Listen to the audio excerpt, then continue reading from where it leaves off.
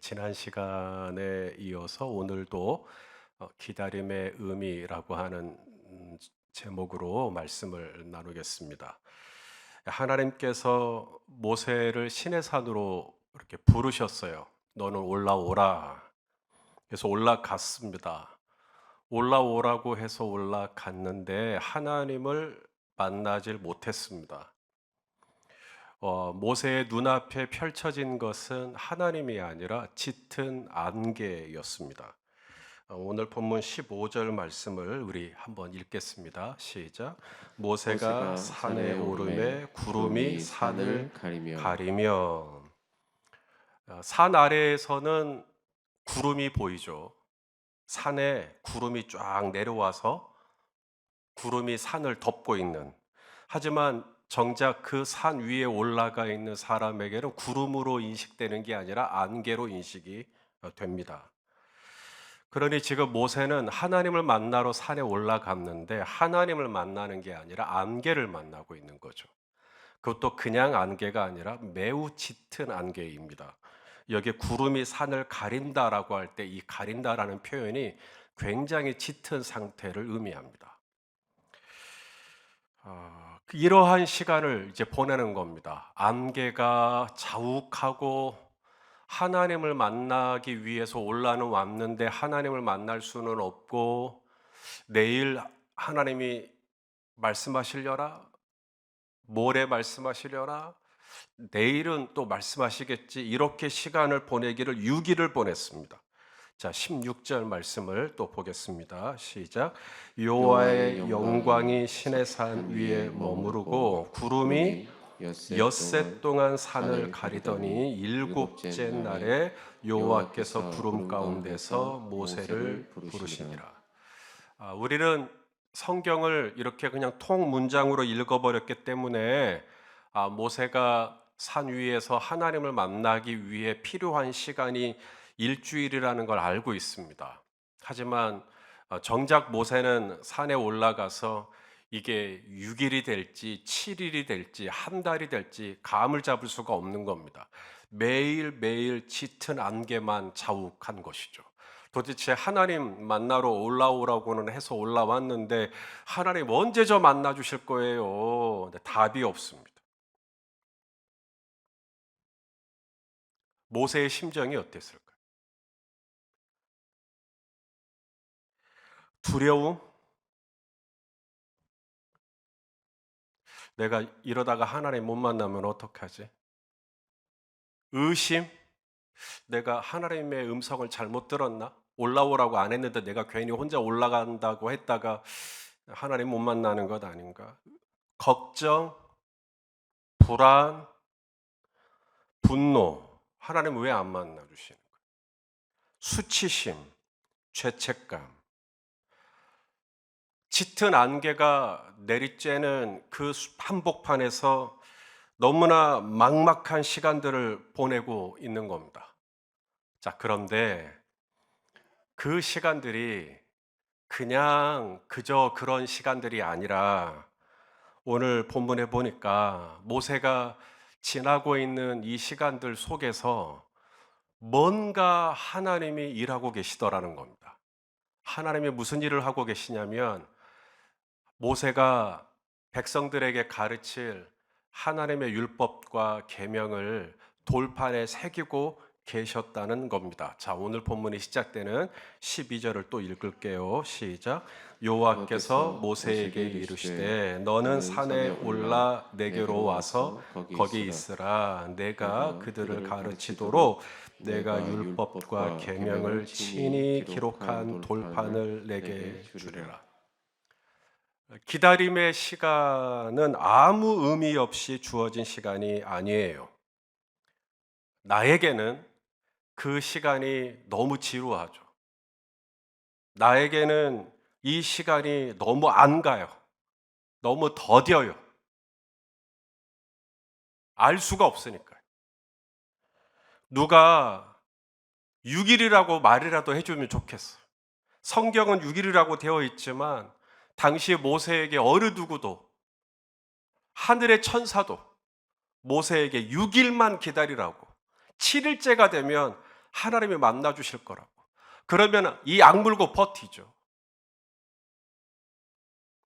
그런데 아무도 말해주지 않는 그 짙은 안개와 같은 유기를 통과할 때 저와 여러분 안에 그러한 시간들 속에 들어갔을 때 이제 우리가 뭔가 리액션을 하게 될 거란 말이죠.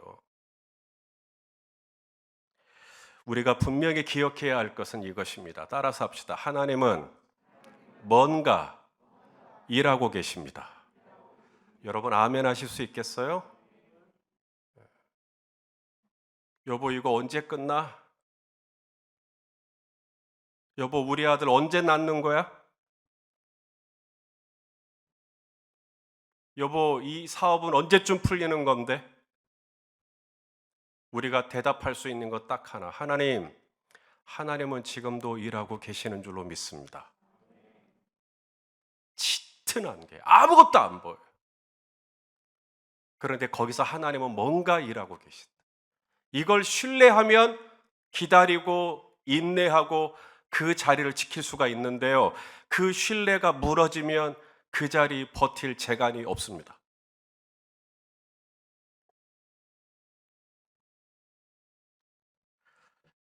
구약에서는 이 기다리는 시간 동안 하나님께서 당신의 말씀을 돌판에다가 새겨주시죠. 하지만 신약에 와서 새 언약에서는 하나님의 말씀을 돌판에 새겨주시는 게 아니라 어디다 새겨주셔요? 예, 저와 여러분의 마음판에다가 신비에다가 새겨주십니다. 그래서 전에는 하나님을 머리로 알아요. 머리로. 그런데 이제는 마음으로 아는 거예요. 하나님을. 왜냐하면 그게 새 언약이에요. 하나님이 저와 여러분의 마음에다가 하나님이 어떤 분인지를 새겨주시겠다라는 거예요. 전에는 그게 머리에 있어서 지식으로 하나님이 이런 분이지, 다른 사람들이 하나님에 대해서 이러쿵 저러쿵 얘기하니까 아 그런 분인가 보다. 손 목사님이 설교할 때 아 하나님이 그런 분인가 보다. 하지만 이 기다림의 시간, 이 말로 다 할 수 없는 짙은 안개 속에 갇힌 것 같은 그 시간들이 통과한 다음에 우리가 깨닫게 되는 것. 아, 하나님이 정말 이러신 분이구나. 하나님이 저와 여러분의 이 마음판에다가 하나님이 어떤 분인지를 또렷하게 새겨주시는 시간들. 머리로만 알았던 하나님이 가슴으로 알게 되고 이제는 마음으로 알게 되고, 하나님께 대하여 막연하고 추상적이었던 그런 신앙이 이제는 완전히 새로운 이해 안으로 들어가게 됩니다. 도마가 제자들 모임에 왔을 때 제자들이 일제히 흥분 상태였었어요. 왜냐하면 방금 전 부활하신 주님이 다녀가셨거든요. 그래서 제자들이 그 예수님을 만났다는 거 아닙니까?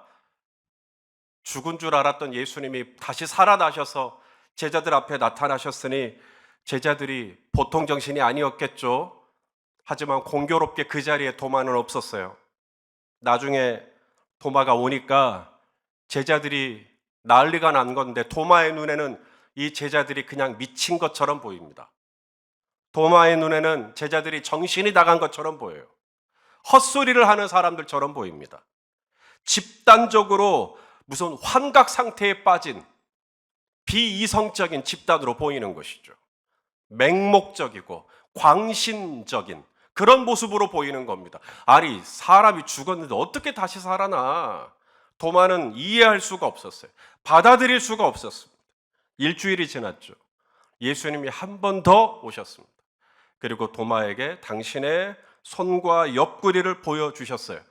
도마가 그제야 고백하는 게 있죠. 뭐라고 고백합니까? 요한복음 20장 28절에 도마가 대답하여 이르되, 따라서 합시다. 나의 주님이시요 나의 하나님이시니이다. 도마에게 무슨 일이 일어난 거죠? 이제는 부활하신 예수님이 교리가 아닌 겁니다. 지식이 아닌 거예요. 예수님이 다시 살아나셨다는 것이 다른 사람을 통해서 듣는 객관적인 정보가 아닌 겁니다. 아, 이젠 진짜로 나의 주님이시요 나의 하나님이시오. 이게 도마의 마음판에 예수님의 부활이 새겨지게 된 거예요. 진짜로 우리 주님 살아계신다. 진짜로 나의 하나님 살아계신다. 지난번 인도 첸나이로 선교지 신방을 갔었어요. 이 첸나이는 도마 제자가 창에 맞아서 순교한 자리입니다. 그 언덕을 저희가 다녀왔었어요. 예루살렘에서 인도까지 가려면 4,500km를 가야 합니다. 당시에 그 불편한 운송 수단으로 2000년 전에 예수님의 제자 도마는 4,500km를 걷고 걸어 인도에 가서 복음을 전했어요. 여러분, 사람이 가장 소중하게 생각하는 것 돈 아닙니다. 목숨이지. 그런데 이 목숨을 예수님의 복음을 위해 던져요. 왜냐하면 우리 예수님이 죽은 줄 알아는 살아나셨거든. 죽음이 끝이라고 생각되면 죽음이 무서운데 죽음이 끝이 아니라고 믿게 되면 죽음이 더 이상 두렵지가 않습니다. 그래서 도마는 나의 주, 나의 하나님, 이것이 내 마음판에 완벽하게 새겨져 있다 보니까 도마는 두려워하지 않고 인도에 가서 복음을 전하고 그리고 창에 맞아 순교했다라고 하는 그 기념교회를 저희가 다녀왔었습니다. 성도 여러분, 우리 하나님은 지금도 저와 여러분에게 우리가 알고 있고 우리가 믿고 있는 이 하나님이 종교적으로, 교리적으로, 지식적으로 그런 개념이 아니라 정말 나의 주님이시고 나의 하나님, 살아계시고 나와 함께 하시는 하나님의 실제를 맛보고 경험하고 하나님의 임재를 누리며 살아가기를 주님은 지금도 원하고 계십니다. 여러분, 욥이 얼마나 하나님 잘 믿었어요. 그죠? 욥이 진짜 하나님 잘 믿었어요. 매일매일 가정 예배 드렸어요. 그리고 자녀가 생일을 맞았다, 번제를 드렸다고 성경은 기록합니다. 정말 신실하신 신앙생활 하시는 분이죠. 그런데 욥에게 가공할 만한 고난이 닥치죠. 물질 다 잊어버렸습니다. 재물 다 사라졌어요. 자녀들도 몽땅 죽었습니다. 사람들 다 떠났습니다. 심지어 아내까지도 하나님 저주하고 죽어버려라 라고 하고는 욥을 떠납니다. 건강도 잃었습니다. 도무지 끝을 알 수 없는 짙은 안개 속에 욥이 들어가 버린 거죠. 욥은 단 한 번도 그의 인생에 이와 같은 안개가 휩싸일 거라는 생각을 해본 적이 없어요. 어느 날 갑자기 들이닥친 거예요. 이게 월요일 날 끝날지 화요일 날 끝날지 다음 주에 끝날지 네 달에 끝날지 내년에 끝날지 기약이 없어요. 하지만 이 모든 시간들이 지나 6일이 지나 7일째가 되었을 때 욥이 이렇게 고백하죠. 자, 욥기 42장 5절 말씀 읽어보겠습니다. 시작. 내가 주께 대하여 귀로 듣기만 하였사오나 이제는 눈으로 주를 배웁나이다. 여러분, 그렇게 신실하게 하나님을 섬겼던 욥도 이 기다림의 시간, 이 짙은 안개 속에서 헤매는 것 같은 이 시간을 통과한 후에 하나님에 대해 인식하고 깨닫는 차원이 달라졌다는 거예요. 내가 전에는 주께 대하여 귀로 듣기만 하였다. 여러분, 귀로 듣는 것도 대단한 거예요. 하나님을 귀로 듣는 차원도 참 대단한 거예요. 그런데 이제는 귀로 듣는 차원이 아니라 이 기다림의 시간을 통과한 후에 이제는 눈으로 직접 하나님을 본다는 거예요. 이제는 진짜 하나님이 보인다는 거예요. 하나님이 내 마음판에다가 하나님이 어떤 분인지를 새겨주셨다는 이야기죠. 이것이 기다림의 의미예요. 여러분, 산에서, 깊은 산에서 물이 흘러내리는 거 보셨을 거예요. 저건 좀 큰 물인 거고 정말 실개천같이 짤짤하게 정말 소리도 들리지 않아요. 그 물은 졸졸졸졸졸졸 깨작깨작 흘러내려요. 그런데 산에서 그 깨작깨작 흘러내린 물이 나중에 뭐가 되죠? 천이 됩니다. 강이 되고요. 더 흘러내리면 뭐가 돼요? 바다가 됩니다. 그 깨작깨작 졸졸졸 흐르는 시간과 같아요.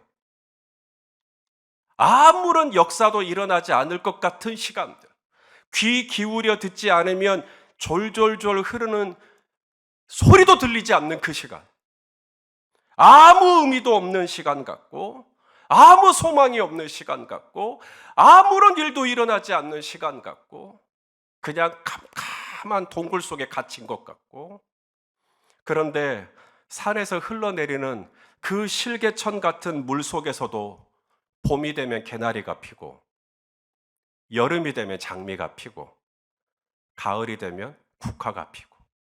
아멘입니까? 무의미한 시간은 없다는 거예요. 하나님은 지금도 답답해 보이는 시간이지만 이 6일간의 시간 속에서 저와 여러분의 마음판에 하나님이 어떤 분인지를 지금 또렷하게 새겨가고 계시는 것을 믿으실 수 있기를 바랍니다. 다만 이 시간들 속에서 우리가 할 일이 있어요. 나는 그냥 가만히 있는데 하나님의 내 마음판에 말씀을 새겨주셔요? 그러진 않아요. 내 편에서도 할 일이 있어요. 그것은 바로 하나님의 말씀 앞에 앉아 있는 겁니다. 하나님이 말씀하셨잖아요. 12절에 모세에게, 여호와께서 모세에게 이르시되 너는 산에 올라. 그 다음 뭐예요? 산에 오르는 게 목적이 아니라 산에 올라. 그 다음 어디로 가야 돼요? 내게로 와서 하나님께 가서 거기 있어라 라고 말씀하십니다. 거기요. 거기는 산이 아닙니다. 산에 올라오라고 했지만 산이 목적지가 아닙니다. 산에 올라와서 그 다음 하나님 아버지 앞에 가야죠. 하나님이 곧 말씀이시니까 곧 말씀 앞에 가야죠. 교회는 그리스도의 몸이죠. 하나님의 몸이죠. 그러므로 교회 앞에 가는 겁니다. 그래서 오늘 이 저녁에 여러분이 지금 교회 앞에 온 거 아닙니까? 교회 당에 온 거 아닙니까? 거기 있으라 라고 말씀하셨기 때문에 우리가 주님의 몸된 교회 앞에, 말씀이신 하나님 앞에 우리가 거기 있는 것이죠. 거기서 기다리는 겁니다. 짙은 안개가 6일 동안 덮을 때 그 끝을 알 수 없는 시간들 속에서 누구나 다 말씀 앞에 앉아 있는 거 아니에요. 누구나 다 그 시간들을 교회 앞에 머물러 있지 않습니다. 많은 사람들이 튕겨 나갑니다. 하루, 이틀, 사나흘 기다려보고 도무지 안개가 거칠 것 같지 않은 불안함 속에서 6일을 버티지 못하고 스스로 하산해 버리는 경우가 많습니다. 여러분, 그렇게 내려가 버리면 다시 올라오셔야 돼요. 왜냐하면 돌파는 하나님의 마음에 새겨주시는 하나님의 율법과 계명은 산 아래에서 받는 게 아니에요. 산 위로 올라오라 그랬지. 여러분이 하산을 하고 내려가도 하나님 뭐라 안 해요. 다시 그 자리에서 기다리시지. 당장 산에서 내려가면 짙은 안개는 피해요. 조금만 내려가면 바로 구름은 계속 그 위에 머물러 있고 나는 그 아래로 내려오면 청명한 일상이 펼쳐져 있을 테니까. 하지만 하나님께서 어떤 분인지를 새겨주시고자 했던 하나님의 율법과 계명은 영원히 내 마음판에 못 새겨요. 계속 귀로만 듣기만 하였사더니 요러고만 사는 거예요. 그냥 눈으로 하나님을 볼 수 있는 기회, 나의 주님이시여 나의 하나님이라고 고백할 수 있는 기회가 있는데 나는 이 짙은 안개 속에서 하나님의 내 마음판에 율법과 계명을 새겨주시는 이 시간을 견뎌내질 못하고 나는 그냥 하살해버리고 싶은 거죠. 끝내버리고 싶은 겁니다. 저는 지금도 얼마나 많은 성도들이 이 끝을 알 수 없는 기다림 속에서 6일을 지금 버텨내고 계시는지 잘 알고 있습니다. 누군가는 이 6일 동안 새벽 기도를 작정하기도 하더라고요. 누군가는 이 짙은 안개 속에서 금식을 하기도 하죠. 누군가는 이 6일 동안 말씀을 통독하고 필사를 하겠다고 하시는 분들도 있더라고요. 목사인 저보다 훨씬 나으신 분들이세요. 정말이에요. 하지만 이 외에도 꽤 많은 성도들이 기도와 말씀까지는 아니어도, 예배의 자리까지는 아니어도 그저 하나님 아버지 앞에 앉아 있기라도 하시려는 분들이 계십니다. 말씀 앞에 앉아라도 있자, 교회 앞에 앉아라도 있자, 예배의 자리에 앉아라도 있자, 내가 이 산에서 내려가지는 말자, 내려가지는 않았을 뿐이에요. 하지만 적극적으로 그 속에서 하나님이 내 마음판에 율법과 계명을 새겨주시도록 액션을 취하지는 않아요. 적극적으로 손을 들고 하나님을 찬양하지는 않아요. 하지만 어마어마한 의지를 발동해서 또 마음을 확정하고 또 마음을 확정해서 거기 있으라 하신 말씀대로 그냥 거기 딱 머물러 계시는 분들도 많습니다. 저 목사예요. 연립베델교회를 담임하고 있는 목사입니다. 여러분, 이 목사라고 하는 이 자리에 있는 것이 어떻게 보이실지 모르겠습니다. 연립베델교회를 목회하고 이 자리에 있는 것이 한없이 감사합니다. 감격스러울 때도 있습니다. 하지만 늘상 그런 건 아닙니다. 어느 때는 이 자리에 있는 게 한없이 버겁습니다. 이 자리에 있는 게 맞지 않는 옷을 입고 있는 것처럼 부자연스럽게 느껴지고 부담스럽게 느껴집니다. 그냥 주님이 오늘이라도 말씀하시면 얼른 이 목회라고 하는 자리를 좀 벗고 내려가고 싶은 마음이 많습니다. 목사니까 그럴 때 기도해야 된다는 거 모를까요? 그럴 때 말씀을 붙들어야 한다는 걸 모를까요? 하지만 어느 때는 차마 이 산에서 내려가지는 못하고, 내려가라고는 말씀 안 했으니까 내려가지는 못하고 그냥 이 자리에 버티고 있는 겁니다. 하루하루. 구레네 시몬이 예수님의 십자가 질 때 즐거운 마음으로 십자가 지고 갔나요? 아니에요. 억지로 졌어요, 억지로. 우리 마태복음 27장 32절입니다. 시작. 나가다가 시몬이란 구레네 사람을 만나매 그에게 예수의 십자가를 억지로 지워 가게 하였더라. 모든 성경은 하나님의 감동으로 된 겁니다. 구레네 시몬이 억지로 진 적이 없는데 성경이 억지로 졌다고 이야기를 하면 성경이 거짓말하고 있는 거죠. 성경은 1.1획도 틀림이 없어요. 그랬어요. 진리예요. 구레네 시몬은 십자가를 질 때 진짜로 억지로 진 겁니다. 억지로 예배한 거예요. 억지로 그냥 나온 거예요. 억지로 짙은 안개 속에서 버틴 겁니다. 억지로 그냥 여기 있는 거예요. 비파야, 수구마, 새벽을 깨워 찬양을 찌르다. 나 다윗처럼 그렇게 못 살아요. 나 그만한 믿음 없어요. 주신 자도 여호와시요 취하신 자도 여호와시니 주께서 찬양을 받으실 저 욥 아니에요. 억지로 지는 거예요. 억지로 예배하는 거예요. 억지로 기도도 안 나오는데 그냥 눈만 감고 있는 거예요. 찬양도 안 나오는데 그냥 가만히 듣고만 계시는 거예요. 억지로 버티는 거예요. 성도 여러분, 그것도 믿음이에요. 보통 믿음이 아닙니다. 그것도 믿음이에요.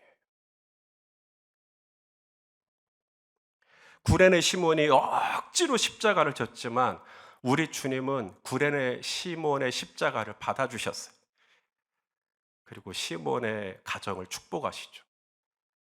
그리고 그의 자녀들이 다 회심하고 그의 가족이 다 회심하고 나중에 이 구레네 가족이 로마 교회에 사도 바울이 안부를 묻는 성도들 중에 바로 이 구레네 시몬의 가정이 있잖아요.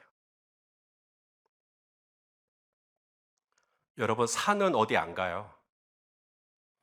언제나 그 자리에 있어요. 하나님께서 모세에게 올라오라고 한 그 산은 항상 거기 그대로 있어요. 설령 내가 잠깐 흔들리고 요동하고 유혹을 받고 회의에 빠져서 6일이라고 하는 시간을 버텨내질 못하고 기다림의 자리에서 이탈했다? 괜찮습니다. 다시 올라가시면 됩니다. 다시 올라가서 거기 있으라. 산에 올라와 내게로 와서 거기 있으라 한 그 자리로 다시 돌아가면 됩니다. 아직 여호와의 영광이 구름처럼 산을 가리고 있고 아직 그 영광의 구름은 사라지지 않았어요. 내가 지금이라도 다시 허리띠 졸라매고 신발 신고 그 산 위에 올라가서 여호와의 임재 앞에 지금이라도 다시 앉기로 결정하면 우리 선하신 주님 여전히 신실하시기 때문에 저와 여러분의 이 마음판에 도마에게 그랬듯이 욥에게 그랬듯이 구레네 시몬에게 그랬듯이 저와 여러분의 이 마음판에 나가도 하나님이 어떠한 분이신지 얼마나 좋으신 분인지를 인격적으로 새겨주실 줄로 믿습니다. 광주에서 고창 갈 때요 문수산 터널을 지나요. 우리 교회 문수원 집사님하고 이름이 비슷하죠. 문수산 터널을 지날 때 여러분 3.82km예요. 약 4km입니다. 꽤 길어요. 문수산 터널. 거기를 안 지나가 보시나? 아니면 그 터널이 문수산인지도 잘 모르실 거고. 여러분 4km 터널만 지나도 오메 이거 언제 끝난대 싶어요. 그런데 강원도에 가잖아요. 인제 양양 터널이라는 게 있어요. 우리나라에서 가장 긴 터널이래요. 10.96km, 11km요. 하고 싶은 얘기는 이거예요. 4km가 됐든 11km가 됐든 영원한 기다림은 없어요. 욥기를 보시면 1장부터 초전박살이에요. 1장부터 난리가 나요, 욥의 가정에. 하지만 욥기는 이 42장에서 반드시 끝납니다. 그리고 42장에 이르러 욥은 말할 수 없는 하나님의 위로를 경험하게 되죠. 살아가시는 성도 여러분, 그날 6일이 지나고 마침내 7일이 되어 구름 가운데서 모세를 부르시는 그날 우리 모두 귀로 듣기만 하던 하나님이 아니라 머리로만 알던 하나님이 아니라 이제는 내 가슴으로 느껴지는 하나님, 내 마음으로 느껴지는 하나님, 눈으로 보는 하나님, 그렇게 저와 여러분을 인도해 주실 줄로 믿습니다. 머리에 계신 하나님은 무슨 일 생기면 사라져요. 뻥! 왜냐면 머리에만 있으니까. 기도해야지 없어요. 말씀 봐야지 없어요. 일 딱 터지면 하나님 생각 5도 가도 없어요. 머리에만 있었기 때문에 그래요. 마음에 새겨진 하나님은 비가 내리고 창수가 나고 바람이 불잖아요. 더 하나님 붙잡아요. 마음에 새겨졌기 때문에 절대 이불을 떠날 수가 없어요. 주여, 주께서 저를 죽일지라도 저는 물러나지 않겠습니다. 요나가 그렇게 고백하죠. 주께서 저를 이 성전에서 쫓아내신다 할지라도 저는 절대로 주님 벗어나지 않겠습니다. 마음판에 하나님이 새겨진 거예요. 사랑하시는 성도 여러분, 하나님이 예비하신 너는 올라와라, 내게로 와서 거기 있으라, 이 기다림의 시간 속에서 아름답게 나를 빚어가시고 아름답게 나를 새겨가시고 아름답게 나를 만들어 가시는 하나님의 그 거룩한 손길 외 다시 한번 이 모든 시간들을 위탁하고 하나님과 함께 이 시간들이 저와 여러분의 믿음이 정금같이 변화되어지는 그러한 시간들로 허락되어질 수 있기를 예수 그리스도 이름으로 축원합니다. 기도하시겠습니다. 하나님 아버지, 이 끝을 알 수 없는 기다림 속에서 하나님께서 아무것도 안 하시는 것 같은데, 아무 소리도 들리지 않고 아무것도 보이지 않는 것 같은데 하나님의 율법과 계명을 돌판에 새기고 있음을 봅니다. 주님, 도마에게도 구레네 시몬에게도 욥에게도 그랬던 것처럼 우리 성도님들에게도 이 기다림의 시간들을 통과하여 마침내 7일째 여호와께서 구름 가운데서 말씀하시는 하나님을 만나게 하시고 거기서 우리를 아름답게 변화시켜 가신 하나님을 바라보며 예배할 수 있도록 주님 붙잡아 주시옵소서. 억지로 하는 것 같을 때가 있습니다. 하지만 억지도 믿음이라는 걸 기억하고 다시 한번 내가 마음을 확정하고 의지를 발동하여 거기 있으라 한 그 자리를 지켜낼 때에 하나님께서 거기서 나를 아름답게 빚어가 주실 줄로 믿고 감사를 드리며 이 모든 말씀을 예수님의 이름으로 기도드리옵나이다. 아멘.